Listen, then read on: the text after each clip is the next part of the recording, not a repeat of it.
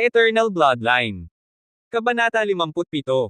Lumabas si Kyle mula sa shower na nakasuot ng lila na kamisete na may itim na pantalon. Pagkatapos kuhanin si Bia ay nagmadali siyang umalis sa dorm. Tiningnan niya ang mga ulap sa gabi sa labas. Pagkatapos maglakad sandali, dumating siya sa harap ng library. Hindi siya nakakita ng anumang mga estudyante sa kanyang paglalakad dahil madilim na at lahat ay nagretiro na sa kanilang mga silid. Nakita si Elder Han sa harap ng library habang nakikipag-usap sa bagong librarian. Tiningnan ni Kyle ang pawis na matandang librarian na masunuring tumango kay Elder Han. Lumapit siya sa kanila pero nang makita ni Elder Han si Kyle ay pinalayas niya ang matandang librarian. Tiningnan ni Kyle ang lumilipis na librarian at tiningnan si Elder Han na may seryosong ekspresyon. Master, bakit tayo nandito? Naglabas si Elder Han ng isang puting kristal mula sa kanyang storage ring at ibinigay ito kay Kyle. Tiningnan niya siya at pumasok sa library. Sumunod ka sa akin. Nakita ni Kyle ang kakaibang kristal at sinundan ng Elder na naglakad ng mas malalim sa loob ng unang palapag ng library. Pagkatapos dumaan sa hugis parihaban ng mesa ay dumaan sila sa ilang mga bookshelf at dumating sa dulo ng unang palapag. Sumimangot si Kyle nang makita niya si Elder Han dahil ang huli ay nakatayo sa harap ng isang pader. Binuksan ni Bia na nakaupo sa ibabaw ng kanyang ulo ang kanyang mga mata at tiningnan ang pader na may pag-uusisa. Sa kabilang banda, tiningnan ni Kyle pabalik ang mga bookshelf. Ang library ay madilim na may ilang fireballs na lumulutang sa paligid ng kisame. Nakita niya ang anino ng matandang librarian na nakaupo sa likod ng reception na naruroon sa pasukan ng library. Ilang metro ang layo sa kanyang kaliwa ay isang hagdanan na patungo sa susunod na palapag ng library. Ang kanyang tingin ay biglang nabago dahil naglabas si Elder Han ng isa pang pamilyar na puting kristal mula sa kanyang storage ring. Sa ilalim ng mausisa na tingin ni Kyle, nagsimulang lumutang ang kristal at nanirahan sa pagitan ng dalawang libro na naruroon sa isang kalapit na bookshelf. Ang pader sa harap ni Elder Han ay nanginginig at gumalaw paatras. Pumasok si Elder Han sa loob ng pagbubukas. Sumunod si Kyle pero bahagyang nanlaki ang kanyang mga mata dahil sa likod ng pader ay isang malaking silid. Mayroong maraming mga makintab na bato na nakatanim sa mga dingding ng silid. Sa isang panig nakita niya ang maraming malalaking mesa na puno ng luma at bagong mga damo. Ilang glass container at maraming vials na puno ng iba't ibang kulay na mga likido ay nakakalat sa ibabaw ng mga mesa. Sa gitna ng isa sa mga mesa, isang malaking itim na mangkok ang naruroon. Kapwa mausisa na tiningnan ni Kyle at Bia ang mga mesa bago nila nakita ang ilang kakaibang pattern na naruroon sa isa sa mga dingding. Dalawang bookshelf na puno ng mga lumang libro ang nakatayo sa tabi ng dingding na iyon. Itinuro ni Elder Han ang puting kristal na naruroon sa kamay ni Kyle. Ito ang aking lihim na silid. Sa tulong ng kristal, maaari kang pumunta rito anumang oras. Tumango si Kyle pero ang kanyang tingin ay nakatuon sa kakaibang mga simbolo na naruroon sa dingding. Ang mga simbolo ay ganap na ginto at nagbigay ng isang kakaibang aura. Pumasok si Elder Han sa loob ng silid at sa isang kaway ng kanyang kamay ay lumitaw ang isang walang laman na mesa at dalawang upuan sa loob ng silid. Inihudyat niya kay Kyle na umupo sa isang upuan bago lumakad patungo sa isa sa mga bookshelf. Gumagawa ako ng ilang mga bagay kaya mananatili ako sa loob ng silid na ito sandali. Maaari kang pumunta rito anumang oras na gusto mong makita ako. Tuturuan din kita tungkol sa mga array dito. Habang nagsasalita naglabas si Elder Han ng isang libro mula sa isang bookshelf. Pagkatapos tumingin sa libro, inilagay niya ito sa harap ni Kyle na nakaupo sa isang upuan. Tiningnan ni Kyle ang libro at binuksan ito. Puno ito ng kakaibang mga pattern pero ang lahat ng mga pattern ay minarkahan ng lokal na wika. Umupo si Elder Han sa tapat ni Kyle at itinuro ang libro. Ito ay isang panimulang libro ng array na espesyal na idinisenyo para sa mga baguhan. Maaari mong matutunan ang mga pangunahing simbolo ng array sa pamamagitan nito. Kung matututunan mo ito ng buo madali para sa iyo na maunawaan ang mas mahihirap na libro. Tumango si Kyle at tiningnan ang unang pahina. Ang mga pattern na iginuhit sa loob ay mahirap pero nang makita niya ang impormasyon na naruroon sa itaas ng bawat pattern ay nagawa niyang maunawaan ito. Hindi naman mahirap. Naisip niya sa loob at binaliktad ang isang pahina habang nakikinig sa paliwanag ni Elder Han. Naniniwala ako na ang tanging array na iyong nakita ay ang teleportation array pero ang mga array ay ginagamit sa maraming bagay kaysa sa iyong maiisip. Huminto si Kyle sa pagtingin sa libro at tiningnan si Elder Han. Nakita niya ang ilang mga array sa loob ng tore pero wala siyang alam tungkol sa kanila. Napansin ang seryosong tingin ni Kyle, ngumiti si Elder Han at nagpatuloy. Maaari tayong gumuhit ng mga array sa mga sandata upang mapahusay ang kanilang katumpakan at tibay. Maaari rin itong gamitin upang protektahan ang ilang mga lumang artifact mula sa pagkasira sa loob ng isang tiyak na oras. Maaari pang ang gumuhit ng ilang natatanging mga array sa kanilang mga bahagi ng katawan upang madagdagan ang lakas, pero ang prosesong ito ay napakasakit kaya hindi maraming tao ang gumagamit ng pamamaraang ito. Ang mga array ay ginagamit sa maraming paraan, pero mayroong dalawang pangunahing uri ng mga array na ginagamit sa malakihang labanan maliban sa teleportation array na ginagamit sa Ant-Man. Unang defensive arrays at ikalawang offensive arrays. Tumango si Kyle na may pag-unawa. Ang defensive arrays ay maaaring huminto sa mga pag-atake mula sa mga kaaway, at sa tulong ng mga offensive array ay maaari nating atakehin ang iba nang hindi gumagamit ng kanilang lakas, pero kahit anong array ang gamitin natin, lahat sila ay nangangailangan ng natural na yaman para sa pag-activate. Sa kasalukuyan, ang pinakamahusay na mapagkukunan ng enerhiya para sa mga array ay ang mga mana stones. Ang mga array ay makapangyarihan, pero mayroon silang mga disadvantages dahil una, kailangan mo ng isang mahusay na memorya at focus upang iguhit sila ng maayos, dahil kahit isang maliit na pagkakamali ay gagawing depektibo sila. Pangalawa, kailangan nila ng palaging supply ng enerhiya. Naglabas si Elder Han ng isang piraso ng papel at isang panulat. Sa harap ni Kyle, iginuhit niya ang isang bilog na puno ng ilang mga simbolo sa papel at inilagay ang isang mana stone sa papel. Sa sandaling hinawakan ng mana stone ng popar ang ukit sa pahina ay nagsimulang lumiwanag at isang bilog na kalasag ang lumitaw sa papel. Ito ay isang panimulang defensive array. Ang mga simbolong ginamit ay medyo mahirap, pero ang isang normal na tao ay maaaring matutunan ito sa loob ng isang linggo. Nakadepende lahat ito sa iyong focus at kakayahang gumuhit. Ang tingin ni Kyle ay nakatuon sa papel. Ang bilog na kalasag ay napakahina dahil maliit ito. Kung ang isang katulad na malaki pang array ay binigyan ng sapat na enerhiya, maaari itong makatiis ng maraming pag-atake. Kamangha-mangha. Pagkatapos magbigay ng isang buod tungkol sa mga array, hiniling ni Elder Han kay Kyle na unang kabisaduhin ang libro na ibinigay sa kanya. Sa isang tango, seryosong sinimulan ni Kyle na basahin ang libro. Kahit si Bia ay umupo sa mesa at tiningnan ang libro na may pag-usisa. Sa una, gusto lang ni Kyle na matuto ng kaunti tungkol sa mga array dahil gusto niyang maunawaan ang mga libro na kanyang natagpuan sa loob ng tore, pero pagkatapos marinig ang paliwanag ni Elder Han, ang kanyang interes ay tumaas. Ngayon, seryoso niyang gustong matuto tungkol sa mga array. Pagkaraan ng isang oras, nakatanggap si Elder Han ng isang mensahe sa kanyang communication device. Tiningnan niya si Kyle at Bia na seryosong nakatuon sa libro. Gusto niyang gumawa ng maraming potion bago umalis patungo sa gitnang kontinente, pero tinawag siya ni Vice Principal George upang gumawa ng isa pang gawain. Tiningnan niya ang mga bookshelf at pagkatapos kumuha ng ilang mga libro tungkol sa mga panimulang array ay inilagay niya ang mga ito sa mesa at iniwan ang lihim na silid. Hindi umalis si Kyle sa silid dahil naramdaman niya ang mainit na glow na nagmumula sa mga batong nakatanim sa mga dingding na nagpapalinaw sa kanyang isipan. Pinag-aralan niya ang unang libro sa loob ng ilang oras bago isara ito na may seryosong ekspresyon. Sa una, ang pagsasaulo ng mga simbolo ay medyo mahirap dahil ganap silang naiiba sa normal na wika, pero pagkatapos basahin ang librong ito, sa tingin ko ay maaari kong maunawaan ang ilan sa mga simbolo. Tinukso ni Bia si Kyle na nagmamayabang dahil kahit na nag-focus ay hindi niya naintindihan ang isang bagay. Tiningnan ni Kyle ang iba pang mga libro na naruroon sa mesa, pero pagkatapos ang kanyang mga mata ay tumama sa piraso ng papel na ginamit ni Elder Han upang gumuhit ng isang maliit na array. Ang bilog na kalasag na naruroon sa papel ay nawala na matagal na dahil ang mana na naruroon sa loob ng bato ay naubos na. Kinuha niya ang papel at tinitigan ito sandali. Ang mga simbolong iginuhit sa papel ay bahagyang nabura pagkatapos mawala ang kalasag. Tumingin si Kyle sa paligid at nakita ang isang bangkos ng mga puting papel na nakalagay ng maayos sa itaas ng isa sa mga bookshelf. Tumayo siya at kumuha ng ilang mga papel. Pagkatapos huminga ng malalim, umupo siyang muli at kinuha ang panulat na naruroon sa mesa. Maganda na iniwan ni Master ang panulat na ito. Kahit na siya ay isang estudyante ay wala siyang panulat. Napakahiya nito, pero itinapon ni Kyle ang bagay. Tiningnan ni Bia si Kyle bago tumitig sa panulat at pupar sa kanyang kamay. Ano ang gagawin mo? Guguhit ako ng isang array. Sinabi ni Kyle at inilagay ang puting papel sa mesa. Hinawakan niya ang panulat at sinimulang kopyahin ang eksaktong mga simbolo na naruroon sa piraso ng papel na ginamit ni Elder Han.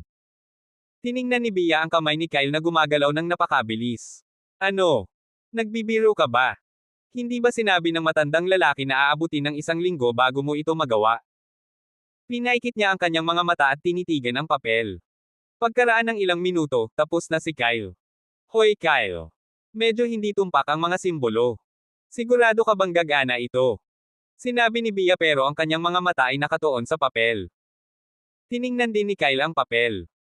Kahit na ginawa niya ang kanyang makakaya at ganap na kinopya ang lahat, ang ilang mga simbolo ay napakanipis, hindi tulad ng mga orihinal. Sinusubukan ko pa rin. Ano pa ang maaaring mangyari? Mabibigo ako sa aking unang pagsubok. Sinabi niya at naglabas ng isang mana stone mula sa isa sa kanyang storage rings. Kinakabahang tiningnan ni Bea ang mana stone bago inilagay ni Kyle ito sa papel. Naghintay sila ng ilang segundo pero walang nangyari. Kinurap ni Bea ang kanyang mga mata. Lumilitaw na nabigo ka. Tumango si Kyle pero pagkatapos ang mana stone na naruroon sa mesa ay nagsimulang manginig. Tiningnan ni Bea ang popar na may malawak na mga mata. May nangyayari. Sumigaw siya pero dahil may masamang pakiramdam si Kyle ay agad niyang inilayo ang kanyang sarili mula sa papel. Tiningnan ni Bea si Kyle. Ano ang ginagawa mo? Ang kanyang pangungusap ay naputol dahil, sa susunod na segundo, ang mana stone na naruroon sa papel ay sumabog sa itim na usok. Nagdilim ang ekspresyon ni Kyle nang makita niya na nabigo ang kanyang unang array ng napakalungkot. Nagmadali siyang lumapit sa mesa at ikinaway ang kanyang kamay upang linisin ang itim na usok. Pagkatapos nawala ang usok, lumitaw ang isang itim na Bea sa harap niya. Tumawa si Kyle nang makita niya si Bea pero ang huli ay galit na tumingin sa kanya. Hayop ka! Sumigaw si Bea at agad na inatake si Kyle na umiwas sa kanyang pag-atake. Teka, aksidente lang iyon. Sinabi ni Kyle pero tumatawa siya dahil ang maliit na bilog na figure ni Bea na puno ng itim na alikabok ay mukhang napakatawa. Iniiwasan niya si Bea nang minsan pa at ngumisi. Paano kung subukan kong iguhit muli ang array? Sa pagkakataong ito sigurado akong magtatagumpay. Inatake muli ni Bea. Sa pagkakataong ito ay tinarget niya ang buhok ni Kyle. Napangiwi si Kyle pero pagkatapos ng ilang sandali ay hinawakan niya si Bea. Sige, huminto na tayo sa paglalaro. Nilinis niya si Bea at bumalik sa mesa.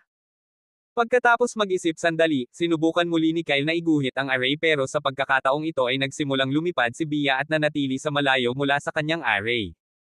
Nabigo siya sa pangalawang pagsubok pero nagtagumpay sa kanyang pangatlong pagsubok. Pagkatapos iguhit ang array ng 2 beses pa, kumuha siya ng isa pang libro at nagsimulang magbasa. Kinabukasan, maagang umaga. Iniwan ni Kyle ang lihim na silid. Walang laman ang library kahit na wala ang librarian kaya kumuha lang siya ng ilang mga libro mula sa mga bookshelf na may kaugnayan sa paparating na pagsusulit at pumasok muli sa lihim na silid. Samantala, pagkatapos pumasok ni Kyle sa silid. 1 oras na ang nakalipas, dumating sina Nine at ang iba pa sa library. Kagabi sinabi ni Nine kina Alec at Carcel ang tungkol sa taya na ginawa ni Kyle pero sa ilang kadahilanan, hindi sila sumang-ayon. Nadismaya siya at napagod na hikayatin ang duo dahil nakakakuha sila ng libreng mana stones mula kay Kyle pero hindi man lang sila natinag. Pagkarating sa library, nagpunta sila sa kanilang karaniwang lugar at nagsimulang magbasa. Tiningnan ni Alex si Nine. Nasaan si Kyle? Kinuha ni Nine ang isang libro at kinibit ang kanyang mga balikat. Sa umaga, kumatok siya sa pinto ni Kyle pero walang sumagot. Anyway, wala man lang si Kyle dito. Nag-aral lang siya sa loob ng 1 araw. Bakit kayong lahat ay natatakot na gumawa ng taya? Sinabi ni Nine na may kunot. Mali ba siya na gumawa ng taya kay Kyle? Ayaw niyang matalo ang kanyang mahahalagang mana stones. Pagkatapos seryosong mag-isip sandali ay umiling si Nine. Walang paraan na matatalo niya ang taya. Nagtinginan sina Alec at Carcel. Natukso silang sumang-ayon sa taya nang hindi nila nakita si Kyle sa library pero agad nilang itinapon ang iniisip sa kanilang isipan. Sa bilis ng pag-flip ni Kyle sa mga pahina ng libro, mababaliw sila kung sumang-ayon sila sa taya. Sa isang iglap, lumipas ang 1 linggo. Sa linggong ito, kadalasang nanatili si Kyle sa loob ng lihim na silid. Babasahin niya ang mga libro ng teorya na mahalaga para sa pagsusulit sa umaga at pagkatapos ay sulahin ang mga panimulang libro ng array sa hapon. Sa gabi, babalik siya sa kanyang silid upang magpahinga. Sa loob ng 3 araw, solo niya ang mga libro na inilagay ni Elderhan sa mesa. Pinractice pa niya ang kakaibang mga simbolo na naruroon sa loob ng bawat libro. Sa pagtatapos ng linggo, nagawa niyang iguhit ang lahat ng mga simbolo na naroroon sa mga libro ng walang kamali-mali. Nanatili si Kyle sa loob ng lihim na silid sa loob ng isang linggo pero hindi bumalik si Elder Han. Ngayon ang araw ng teoretikal na pagsusulit. Tumayo siya mula sa upuan at inunat ang kanyang katawan. Nakasuot siya ng mahabang manggas na brown hoodie na may itim na pantalon. Naghikab si Bia na nakaupo sa mesa. Nagulat siya nang makita niya na nagtatrabaho ng husto si Kyle. Sinulyapan niya ang silid bago siya nagsimulang lumipad. Hoy Kyle, hindi ka ba maglilinis ng kalat? Huminto si Kyle at tumingin sa paligid. Hinurap niya ang kanyang mga mata. Ang buong silid ay nasa kalat dahil puno ito ng mga puting papel na nakakalat sa lahat ng dako. Gagawin ko. Sa isang buntong hininga, nagmadali siyang nagsimulang linisin ang silid. Pagkatapos kuhanin ang lahat ng mga papel ay tinambak niya ang mga ito sa mesa at iniwan ang lihim na silid kasama si Bia. Walang laman ang library. Ang matandang librarian na nakaupo sa likod ng reception ay tumingin sa figure ni Kyle na lumilitaw mula sa wala. Tumango siya kay Kyle na may ngiti. Isang linggo na ang nakalipas, sinabi sa kanya ni Elder Han na huwag mag-alala tungkol sa presensya ng batang ito. Naging mausisa siya tungkol sa lihim na silid na ginagamit ni Kyle pero hindi niya nagawang suriin ito mismo dahil si Elder Han ay isang napakatakot na individual. Tiningnan ni Kyle ang librarian at pagkatapos ng isang tango, iniwan niya ang library. Ang mga ulap sa umaga ay gumagala sa kalangitan habang ang malamig na hangin ay dumadaan sa kanyang balat. Naglakad siya sandali at dumating sa student hall. Hindi tulad ng anumang iba pang araw, ang hall ay hindi walang laman. Maraming mga estudyante na nakasuot ng mga asul na uniforme ang nakatayo sa paligid ng notice board sa dulo ng hall. Lumapit si Kyle sa board. Nakita siya ng ilang mga estudyante ng unang taon na nakatayo sa harap ng board at agad na lumayo. Ang kanilang mga tingin ay nanatili kay Bia na nakaupo sa ibabaw ng ulo ni Kyle. Ilang mga babae at lalaki ay sinubukan pang makipag-usap sa kanya pero pagkatapos makita ang walang ekspresyon na mukha ni Kyle ay umatras sila ng hindi komportable. Hindi pinansin ni Kyle ang lahat ng mga estudyante na nakatayo sa paligid niya. Tiningnan niya ang board at tiningnan ang seksyon ng unang taon. Isang malaking listahan ng pangalan ang naruroon sa itaas ng lahat ng mga abiso na nakadikit sa board. Ang mga estudyante ng unang taon ay nahahati sa dalawang grupo, ang bawat grupo ay kukuha ng pagsusulit sa magkaibang silid. Pagkatapos mahanap ang kanyang pangalan sa ikalawang listahan at suriin ang silid, umalis si Kyle. Habang naglalakad siya, isang pamilyar na boses ang tumawag sa kanya mula sa likuran. Kyle! Lumingon siya at nakita si Alec na winuwagayway ang kanyang kamay patungo sa kanya. Hindi tulad ni Kyle, nakasuot siya ng uniforme ng academy. Lumitaw ang isang kunot sa mukha ni Kyle nang makita niya si Alec pero nawala ito sa loob ng isang segundo. Pagkatapos gumugol ng napakaraming oras kay Alec, hindi niya siya kinamumuhian at itinuturing pa nga siya bilang isa sa kanyang magagandang kaibigan pero ang katotohanan na nakikita ni Alec ang lahat tungkol sa kanya ay nagpag-ingat sa kanya. Sa loob ng ilang segundo, lumitaw si Alec sa tabi ni Kyle. May madilim na mga bilog na naruroon sa ilalim ng kanyang mga mata pero gwapo siya tulad ng dati. Akala ko na wala ka ulit dahil hindi kita nakita sa loob ng isang buong linggo. Hindi ka man lang pumunta sa library para mag-aral. Tiningnan ni Alex si Kyle na may mausisa na mga mata pero binaliwala ni Kyle ang bagay. Abala ako sa isang bagay. Anyway, nakita mo ba si Nine? Ngumisi si Alec at hinawakan ang balikat ni Kyle. Nakita niya si Nine pero ang huling kondisyon ay hindi maganda. Nakita ko siya kaninang umaga. Masyado siyang nag-aalala tungkol sa pastahan na ginawa ninyong dalawa kaya hindi siya nakatulog kagabi. Kinibit ni Kyle ang kanyang mga balikat pero ngumiti siya sa loob. Haha, malapit ko nang makuha ang 50,000 mana stones na iyon. Naglakad silang dalawa at pagkaraan ng ilang minuto, dumating sila sa harap ng isang silid-aralan. Ilang mga estudyante na nakasuot ng asul na uniforme ang nagmamadaling pumapasok sa silid. Tiningnan ni Kyle si Alec. Kukuha ako ng pagsusulit sa silid na ito. Kumusta ka naman? Kailangan kong pumunta sa susunod na silid. Tinapik ni Alec si Kyle at tiningnan siya na may ngisi. Gawin mo ang iyong makakaya at subukang huwag kunin ang huling posisyon. Gusto mo ng suntok? Tiningnan ni Kyle si Alec pero ang huli ay lumakad palayo habang tumatawa. Sa isang inis na ekspresyon, pumasok si Kyle sa loob ng silid-aralan. Tiningnan niya sa paligid ang hanay ng mga upuan at umupo sa isang walang laman na upuan sa gitnang hilera. Habang siya ay tumitingin sa paligid nakita niya ang dalawang pamilyar na mukha. Sham at Carcel. Tila itinalaga sila sa parehong silid tulad ni Kyle. Pagkaraan ng 10 minuto, isang lalaking nasa kalagitnaan ng edad na itim ang buhok ay pumasok sa silid. Katahimikan. Sinabi ng lalaki na may nakakakontrol na boses at tiningnan ang mga nakaupong estudyante.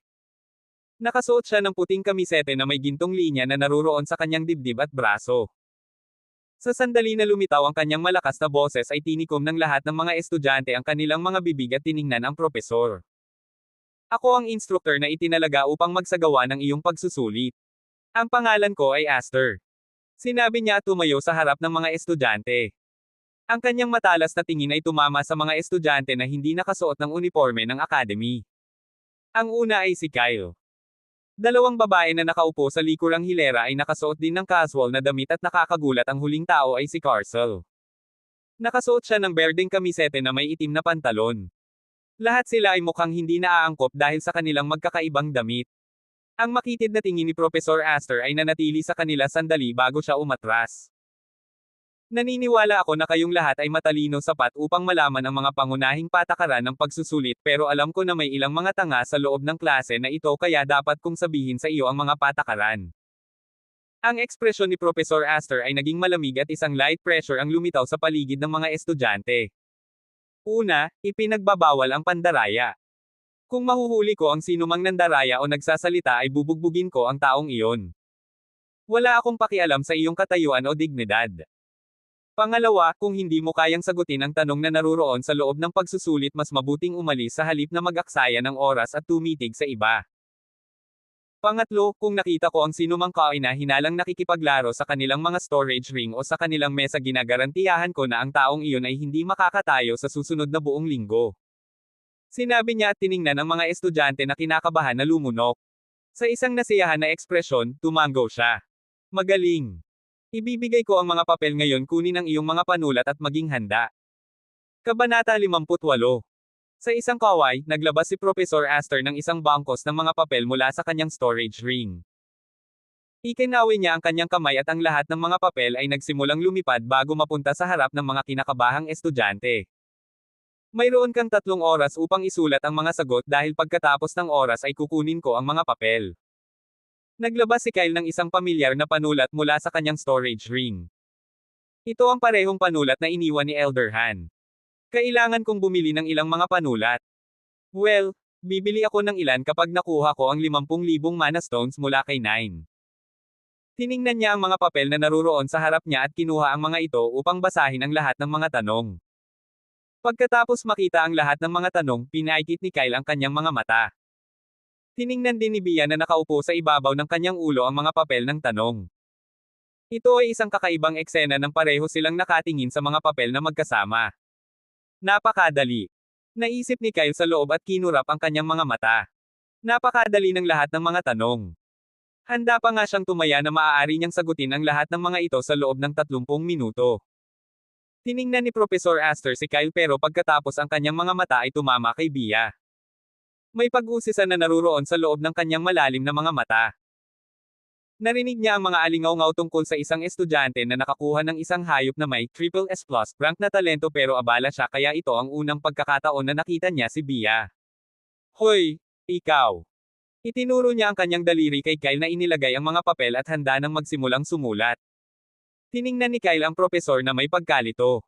Tumigil din ang ibang mga estudyante at tiningnan sila. Samantala, naglabas si Professor Aster ng isang mesa mula sa kanyang storage ring. Hilingin sa iyong alagang hayop na umupo rito hanggang sa matapos ka sa pagsusulit. Sumimangot si Kyle nang marinig niya ang mga salita ni Professor Aster. Protektado niya si Bia pagkatapos ng insidente na nangyari sa harap ng tore. Ang propesor ay hindi isang taong pamilyar sa kanya kaya nag-alala siya. Bia. Bago pa makapagsabi ng isang bagay si Kyle ay tumunog ang boses ni Bia sa loob ng kanyang ulo. Huwag kang mag-alala. Maaari akong lumipad hanggang sa matapos ka. Ikinampay niya ang kanyang mga pakpak at nagsimulang lumipad. Sa ilalim ng mausisa na tingin ng lahat, hindi siya nagpunta sa mesa at nagsimulang lumipad sa itaas ng kanilang mga ulo. Sumimangot si Professor Aster pero wala siyang sinabi at tiningnan lang si Bia. Bumantong hininga si Kyle at nagmadaling nagsimulang isulat ang mga sagot sa mga papel ng tanong. Ang kanyang kamay na hawak ang panulat ay mabilis. Habang siya ay nagsusulat ng walang tigil, isang kinakabahang kayumanggi ang buhok na figure ay tumingin sa kanyang likuran. Ito ay si Nine. Hawak niya ang isang panulat at ang mga patak ng pawis ay makikita sa kanyang noo. Damn! Bakit siya nagsusulat ng napakarami? Alam ko lang ang sagot sa tatlong tanong. Nanginginig ang mga kamay ni Nine na hawak ang panulat. Alam niya na mahirap ang pagsusulit pero mas mahirap pa kaysa sa kanyang mga inaasahan. Bakit pakiramdam ko ay gumawa ako ng maling taya sa pagkakataong ito? Hindi nagsusulat lang ng walang kwenta si Kyle, hindi siya nagbibigay ng tamang mga sagot. Umiling siya sa pagtanggi. Walang paraan na mawawala niya ang napakaraming mana stones na ganun na lang.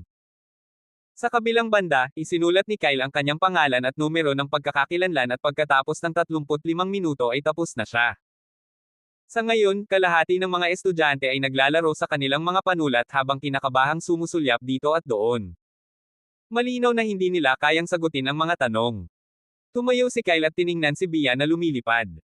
Tapos na ako. Tumango si Bia at tiningnan si Kyle na lumapit sa propesor. Itinaas ni Professor Aster ang kanyang kilay. Si Kyle ang una na nagsumite ng mga papel. Lumilitaw na ang batang ito ay sumulat lamang kung ano ang alam niya. Bumantong hininga siya at kinuha ang mga papel mula sa kamay ni Kyle bago hilingin sa kanya na umalis sa silid. Agad na lumipad si Bia patungo kay Kyle at umupo sa ibabaw ng kanyang ulo.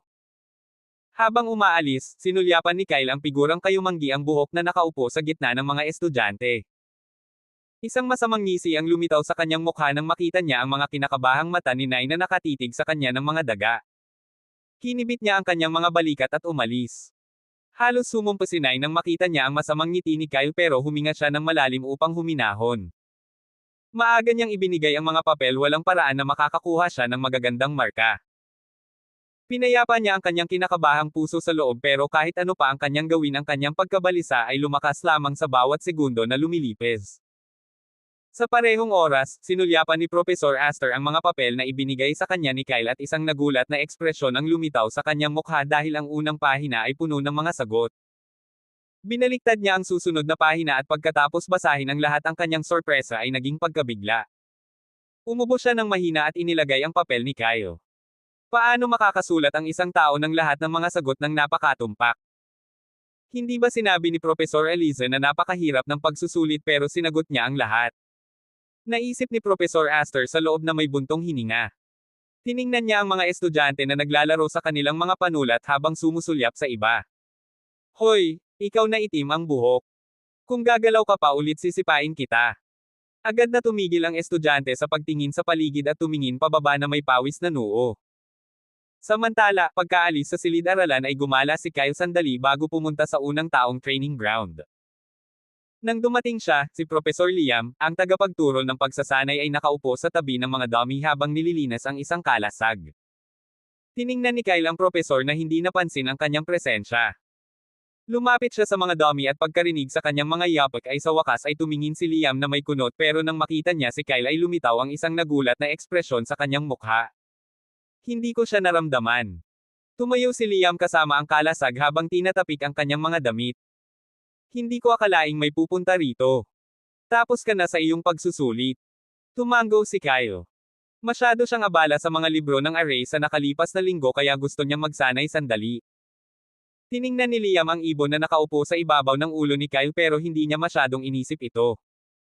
Nagsasawa ako dahil masyadong abala ang mga estudyante sa pagsusulit. Gusto mo bang magsanay sa akin? Itinaas ni Kyle ang kanyang kilay na may seryosong ekspresyon. Sige po, sir. Tumawa si Liam sa seryosong ekspresyon ni Kyle at lumitaw ang isang ngiti sa kanyang mukha. Magsimula tayo sa 1,000 push-up at pull-up. Kinurap ni Kyle ang kanyang mga mata nang makita niya ang ngiti ni Professor Liam. Bia, narinig ko ba ang mali? Sa tingin ko sinabi niya na 100 push-ups at pull-ups, di ba? Hindi 100, eksaktong 1,000 push-ups at 1,000 pull-ups. Huminga ng malalim si Kyle. Ang kanyang tingin ay nakatuon kay Liam. Talaga namang gusto niyang magsanay pero kahit para sa kanya ang paggawa ng 1,000 push-ups at pull-ups ay medyo katawa-tawa. Sa isang mabilis na galaw, lumingon siya at nagsimulang maglakad patungo sa labasan ng training ground. Profesor, sa tingin ko nakalimutan kong isara ang pinto ng aking dorm. Magkikita tayo mamaya. Ang pangungusap ni Kyle ay naputol dahil agad na dumating si Liam sa likuran niya at hinawakan ang kanyang balikat. Kid, saan ka sa tingin mo pupunta? Magsanay tayo dahil nagsasawa ako sa pagsasanay ng mag-isa. Maaari mong isara ang pinto ng iyong dorm pagkatapos nating matapos. Sinabi ni Liam na may nakapikit na mga mata. Nagsawa siya sa nakalipas na 2 linggo dahil abala ang mga estudyante. Kahit ang mga elder ay hindi humiling sa kanya na gumawa ng anuman dahil gumagawa sila ng ilang mahahalagang bagay. Iyon ang dahilan kung bakit pagkatapos niyang makita si Kyle, agad na nagliwanag ang kanyang mga mata. Sa wakas ay nakahanap siya ng isang estudyante na handang magsanay. Walang paraan na hahayaan niya siyang tumakbo ng ganoon kadali. Tumingin si Kyle kay Liam ng nerbyoso. Binuksan niya ang kanyang bibig upang magsabi ng isang bagay pero sa huli, hinaila siya pabalik para magsanay hanggang sa nasiyahan si Liam. Sa lahat ng oras na ito, umupo si Bia sa ibabaw ng isa sa mga dummy na naruroon sa loob ng training ground. Tiningnan niya si Kyle na may awa pero sa loob ay nasisiyahan siyang tumingin sa kaawa-awang kalagayan ni Kyle. Aalagaan ko ang iyong pamilya kung ikaw ay namatay dahil sa pagkapagod. Sinabi niya na may malungkot at malayong boses habang tinitingnan ang pawis na figure ni Kyle na gumagawa ng push-ups kasama si Liam. Tumahimik ka. Sumigaw si Kyle na may pagkabigo habang sumusumpa sa loob. May isang taong iligtas ako mula sa training maniac na ito. Samantala, dumating si Elder Han sa harap ng library. Gusto niyang suriin ang pag-unlad ni Kyle pero dahil masyado siyang abala hindi siya nakabalik. Malaya na ako ngayon pero abala ang bata sa pagsusulit. Sa isang buntong hininga, pumasok siya sa loob ng library. Agad siyang binati ng itim ang buhok na librarian. Sa isang tango, hindi niya pinansin ang matandang lalaki at nagmadaling pumasok sa nakatagong silid. Pagkapasok sa silid, lumapit si Elder Han sa isang sulok at nagsimulang magluto ng ilang mana potion sa loob ng isang mangkok na naruroon sa isa sa mga mesa. Marami siyang mga damo na naruroon sa loob ng kanyang storage ring kung kaya't sa loob ng isang oras ay gumawa siya ng 2 batch ng mana potions. Pagkatapos kunin ang mga potion, aalis na sana si Elder Han nang tumama ang kanyang tingin sa maraming mga papel na nakatambak sa mesa sa gitna ng silid. Sa harap ng mga papel, nakita niya ang mga libro ng array na kinuha niya para kay Kyle. Itinaas niya ang kanyang kilay at lumapit sa mesa. Naaalala ko na iniwan ko ang mga puting papel na ito sa tabi ng bookshelf. Ginamit ba ng bata ang mga ito? Tiningnan ni Elder Han ang mga libro at kinuha ang isa sa mga papel. Tiningnan niya ito ng casual pero bahagyang nanlaki ang kanyang mga mata. Ano? Sa isang naguguluhang ekspresyon, nagmadali siyang tumingin sa iba pang mga papel, at tumaas ang kanyang pagkabigla. Ito. Iginuhit ba ni Kyle ang mga simbolong ito? Sinabi niya na may pag-aalinlangan. Ang bawat papel ay puno ng mga simbolo ng array. Kahit na ang mga simbolo ay mula sa mga panimulang libro ng array, walang ordinaryong tao ang maaaring matutong gumuhit ng napakarami sa loob ng 1 linggo. Ang nakakagulat na bahagi ay ang bawat simbolo ay 100% na tumpak. Mayroon pang ilang mga pangunahing diagram ng array na naruroon sa loob ng mga papel. Bamantong hininga siya at kinurot ang tulay ng kanyang ilong. Inabot ako ng 1 linggo para lang maintindihan ang isang panimulang libro ng array pero tila natutunan niya ang lahat ng mga libro na kinuha ko. Isang nasiyahan ng ngiti ang lumitaw sa kanyang pagod na mukha. Medyo nagseselos siya dahil nalampasan siya ni Kyle pero nagustuhan niya ang katotohanan na ang kanyang nag-iisa at tanging disipulo ay tila isang likas na henyo sa mga array. Inilagay ni Elder Han ang mga papel pabalik sa mesa. Huwag mong sabihin na ginamit niya ang lahat ng kanyang oras sa pag-aaral ng mga libro na ibinigay ko sa kanya at hindi nag-aral para sa pagsusulit. Tumawa siya dahil kung totoo iyon ibig sabihin ay malamang nababagsak si Kyle sa kanyang theoretical na pagsusulit. Ayos lang. Ang mga bata na pumasok sa tore ay binibigyan ng pribilehiyo na bumagsak sa pagkakataong ito. Naglabas si Elder Han ng isang token mula sa kanyang storage ring at ipinikit ang kanyang mga mata bago lumitaw ang isang nagulat na ekspresyon sa kanyang mukha. Hindi ko makita ang kanyang eksaktong lokasyon pero tila malapit siya sa unang taong training ground. Ano ang ginagawa niya doon? Pagkatapos tumingin sa mga papel ng minsan pa, iniwan niya ang library at nagsimulang maglakad patungo sa training ground. Sa daan, hindi siya nakakita ng anumang estudyante dahil abala silang lahat sa kanilang mga pagsusulit. Pagkaraan ng ilang minuto, dumating siya sa harap ng training ground. Tiningnan niya sa loob at agad na nakita si Kyle at Professor Liam. Itinaas ni Elder Han ang kanyang kilay. Hiningal si Kyle habang paulit-ulit na sinasaktan ng isang dummy gamit ang kanyang espada. Sa kabilang banda, tila nag-enjoy si Liam habang sumisigaw kay Kyle na tumama ng may mas maraming lakas. Sinasanay ba siya ni Liam? Sa ilalim ng kanyang tingin, lumuwag ang pagkakahawak ni Kyle sa kanyang espada habang nagpupumilit siyang tumayo sa harap ng dummy. Pagkaraan ng 1 minuto, sa isang kalabog ay bumagsak ang espada ni Kyle sa lupa at tiningnan niya si Liam na may nagmamakaawang mga mata. Hindi ko na kayang. Higit pa. Habang nagsasalita ang mga mata ni Kyle ay nakita ang matandang kayumanggi ang buhok na figure na nakatayo sa distansya. Ang kanyang pagod na mga mata ay nagpakita ng ginhawa na parang nakita niya ang kanyang anghel na tagapag-alaga. Master! Iligtas mo ako! Sinundan ni Liam ang tingin ni Kyle at tumingin pabalik na may nakataas na kilay. Elder Han. Sabi niya na may pagkabigla dahil alam niya na abala ang lahat ng mga elder sa ilang mahahalagang bagay. Nagising si Elder Han mula sa kanyang pagkatulala. Tumango siya kay Liam. Nagbabantay lang ako, maaari mong ipagpatuloy. Tumawa si Liam sa tugon ni Elder Han habang nanlaki ang mga mata ni Kyle na may pagkabigla. Nakita ng matandang lalaking ito ang kanyang paghihirap pero umaalis siya ng ganoon na lang. Master! Naramdaman niya ang pagtataksil kay Elder Han. Ang tawa ni Bia ay tumunog sa loob ni Kyle. Tanggapin mo na lang ang iyong kapalaran. Pinanood ni Elder Han habang si Kyle ay hinailan ni Liam na humiling sa kanya na magbuhat ng ilang timbang at tumakbo sa paligid ng training ground. Sa isang buntong hininga, tiningnan ni Elder Han si Liam. Huwag mong labis-labisan. Hayaan mo siyang umalis pagkaraan ng 1 oras. Hindi lumingon si Liam at tumango lang ang kanyang ulo.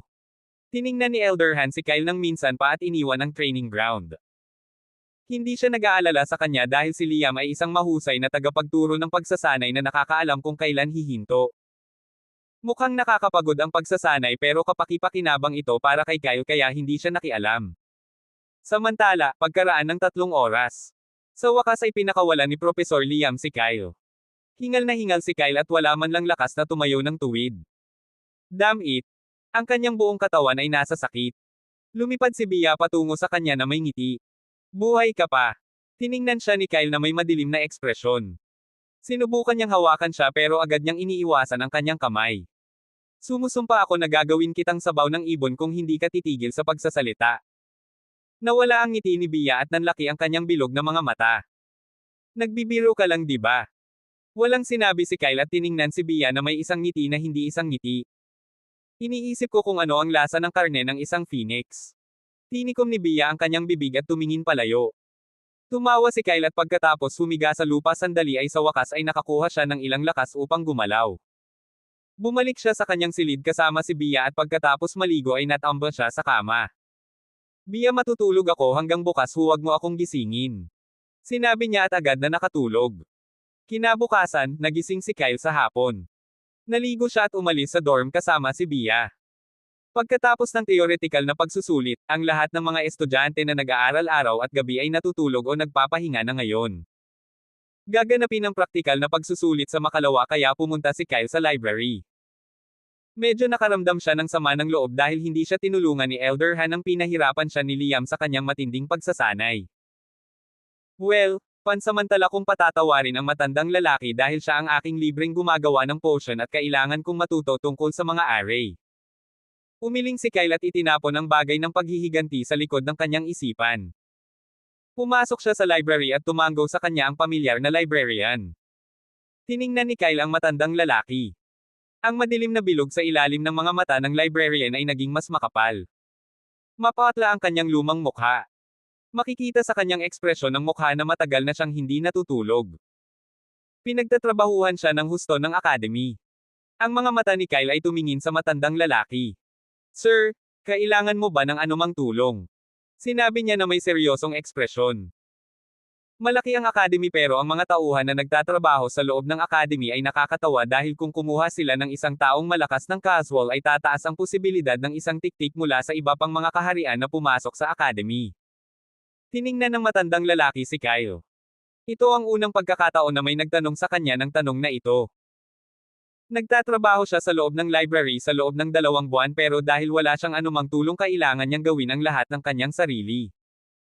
Habang nakatingin kay Kyle, isang makinang na ideya ang sumulpot sa kanyang isipan. Tiningnan niya siya na may mahiwagang ngiti. Ngayon na sinabi mo iyon. Sa tingin ko kailangan ko ng kaunting tulong. Kinurap ni Kyle ang kanyang mga mata. Sa loob ng isang segundo, tumalon ang matandang lalaki mula sa reception at inabot sa kanya ang isang makapal na rehistro. Isasara ko ang mga itaas na palapag dahil hindi ko sila maaaring iwanang bukas kung wala ako. Kahit na napakababa ng posibilidad na may sinumang estudyante na pupunta sa library dahil mapapagod sila pagkatapos ng pagsusulit. Gayunpaman, kung may dumating sabihin mo lang sa kanila na umalis dahil sarado ang library. Babalik ako agad. Kailangan mo lang umupo sa loob ng reception at hintayin ang aking pagbabalik. Sinabi ng matandang lalaki nang nagmamadali at bago pa makasagot si Kyle ay nagmadali siya patungo sa hagdanan na patungo sa susunod na palapag ng library. Sa isang mabilis na galaw, inaktibo niya ang array at isinara ang pasukan sa ikalawang palapag. Pagkatapos niyang matapos, tiningnan niya si Kyle at agad na nawala mula sa library. Sa wakas maaari na akong magpahinga. Haha. Tiningnan ni Kyle ang lumilipis na likuran ng librarian.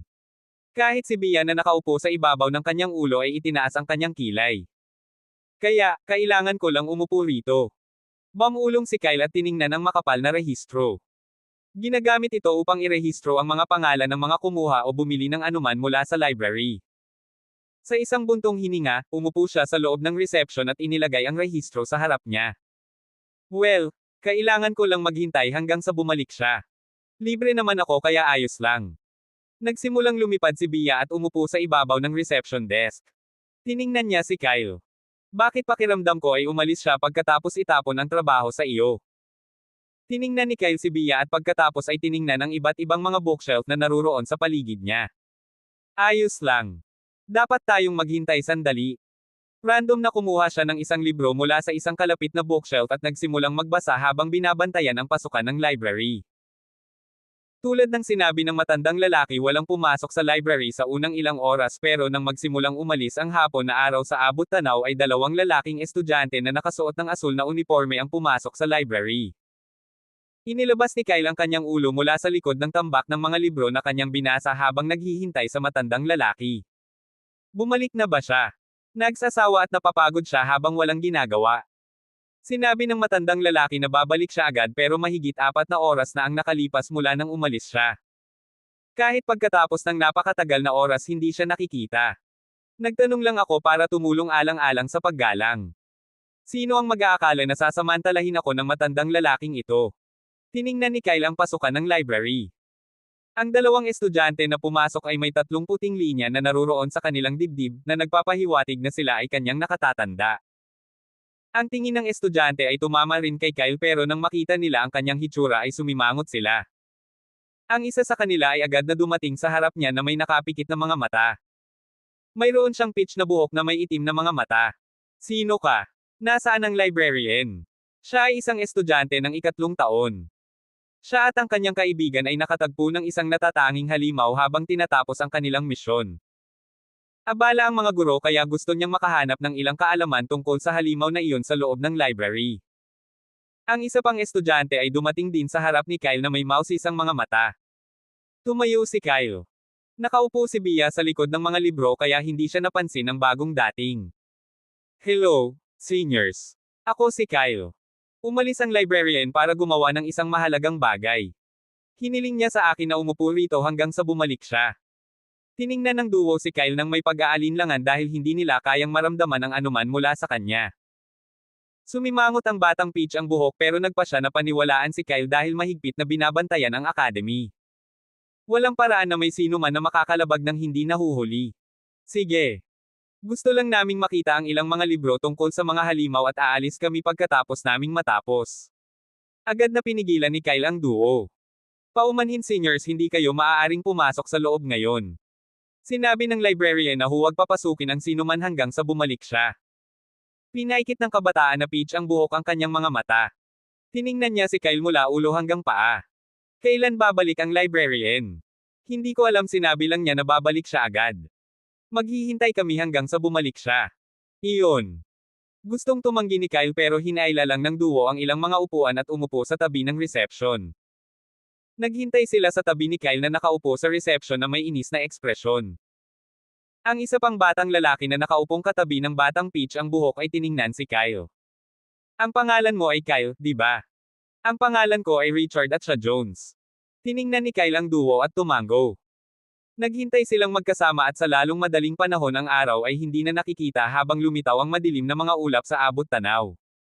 Sumusumpa sa loob si Kyle dahil ang matandang lalaki ay hindi pa rin nakikita. Sa kabilang banda, nagsisisi sina Richard at Jones sa kanilang desisyon na manatili sa loob ng library. Sa hating gabi, sa wakas ay nakita ni Kyle ang isang taong pumapasok sa library. Sa wakas, bumalik na siya. Maaari na akong umalis. Tumayo si Kyle at nagmadaling lumapit sa taong pumasok sa library pero huminto siya nang makita niya ang mukha ng tao. Master. Tiningnan ni Elderhan si Kyle. Nagdaraan lang siya at nagpa siya na matulog sa loob ng lihim na silid sandali dahil medyo pagod na siya. Ano ang ginagawa mo rito? Bamantong hininga si Kyle pero pagkatapos ay nagliwanag ang kanyang mga mata. Tiningnan niya si Elderhan na may seryosong ekspresyon at nagmadaling sinabi sa kanya ang lahat. Sumimangot si Elderhan pero pagkatapos ay umiling siya. Ang pag-aalaga sa isang napakalaking library ay talagang mahirap. Hihilingin ko kay George na kumuha ng ilang mga tao upang alagaan ang library. Master, naaalala ko ang isang mahalagang bagay kaya magpapalam na ako. Nag-iisip si Elderhan nang hawakan ni Kyle si Bia na nagpapahinga sa likod ng mga libro at nagmadaling tumakas sa library habang tumatawa sa loob. Sa wakas malaya na ako. Naghiganti rin ako sa matandang lalaki. Hehe. Ha. Kinurap ni Elderhan ang kanyang mga mata, gusto niyang pigilan si Kyle pero napakabilis ng huli. Tumakas lang ba siya? Hindi niya alam kung paano mag-break. Nandito siya para magpahinga, hindi para magtrabaho bilang isang bantay para sa library. Habang nag-iisip si Elderhan kung ano ang gagawin, ang kanyang tingin ay tumama kay Richard at Jones na natigilan nang tumakas lang si Kyle nang walang anumang abiso. Mga bata. Tiningnan ni Richard at Jones ang matandang librarian. Kinabahan silang lumunok dahil sa ilang kadahilanan alam nilang nagkamali sila. Gusto nilang tumakas tulad ni Kyle dahil ang pag-upo sa loob ng library sa buong araw ay napakapagod pero bago pa nila magawa ay hinawakan sila ni Elderhan na may masamang ngiti. Mayroon akong ilang trabaho para sa inyong dalawa. Nagsalita si Elderhan ng mahinahon pero ang duo ay nakaramdam lamang ng mga goosebumps sa buong katawan. Sila ay inilagay sa likod ng reception ni Elderhan na nawala lang pagkatapos humiling sa kanila na bantayan ang library. Gusto ng duo na umiyak dahil kahit pagkatapos lumipas ang gabi at dumating ang susunod na araw, walang sino man ang dumating upang iligtas sila. Wala silang magawa kundi tumitig sa mga bookshelf na may nagsisising mga mata. Pagkaalis sa library, bumalik si Kyle sa kanyang dorm pero sa kanyang sorpresa sina Nine, Alec at Carcel ay nakatayo sa harap ng kanyang pinto. Habang naglalakad siya, tumama ang tingin ni Alec sa kanya. Sa nagmamadaling mga hakbang, dumating ang trio sa harap ni Kyle. Tiningnan ni Nine si Kyle. Bro, aalis na sana kami dahil kahit pagkatapos kong kumatok sa iyong pinto ng ilang beses walang sumagot. Alam mo ngayon napakabihira nang makita ang iyong mukha. Inilagay niya ang kanyang braso sa leeg ni Kyle na may mausisang mga mata. Ano ang pinagkakaabalahan mo anyway? Mayroon ka ring lihim na nakitang kasintahan. Tiningnan ni Kyle si Nine na may nakataas na kilay. Ang salitang rin ay napakakahina-hinala. Hindi ako sigurado sa aking sarili pero lumilitaw na nakahanap ka ng isa. Tumawa si Nine at nagsuot ng isang mapagmataas na ekspresyon. Siyempre. Hindi ako nag-iisa tulad ninyong tatlo. Ako ay isang kaakit-akit na binata na gugustuhing makuha ng lahat ng mga babae pero sa kasamaang palad, huli na dahil akin na. Hahaha. Kiniliti ni Kyle ang kanyang dila pero pagkatapos ay lumitaw ang isang ngisi sa kanyang mukha. Hinihintay ko ang 50,000 mana stones na iyong utang sa akin. Nawala ang mga ngiti ni Nine habang umatras siya na may malawak na mga mata. Wala akong utang sa iyo. Hindi pa lumalabas ang mga resulta. Nagprotesta siya pero kinibit lang ni Kyle ang kanyang mga balikat dahil walang paraan na makakakuha siya ng masamang grado. Napakadali ng papel. Pagkatapos magreklamo ng sandali, itinapon ni Nine ang bagay sa likod ng kanyang ulo at tiningnan si Kyle na may kumikinang na mga mata. Bro, ang praktikal na pagsusulit ay makalawa kaya pupunta kami sa labas ng academy upang magsaya. Kumuha na kami ng isang misyon tungkol sa pagpatay sa ilang mga halimaw na mababa ang ranggo dahil hindi maaaring umalis ang mga estudyante ng unang taon ng walang pahintulot. Sumama tayo. Nag-isip sandali si Kyle at tumango. Nagsasawa siya kaya hindi masamang gumawa ng isang bagay na masaya minsan. Tiningnan niya sina Alec at Carcel. Hindi niya ito ipinakita pero umatras siya nang lumapit sa kanya si Alec. Hindi siya nagpapakita ng puot sa huli at itinuturing pa rin siyang isang kaibigan pero pagkatapos malaman ang tungkol sa kakaibang bagay na tinatawag na sisma, at ang kakayahan ni Alec na makita ang mga bagay, medyo nag-iingat siya sa paligid niya. Sige tara na. Pagkatapos sumang-ayon si Kyle, umalis silang lahat sa academy. Abangan ang mga susunod pang kabanata ng The Eternal Bloodline.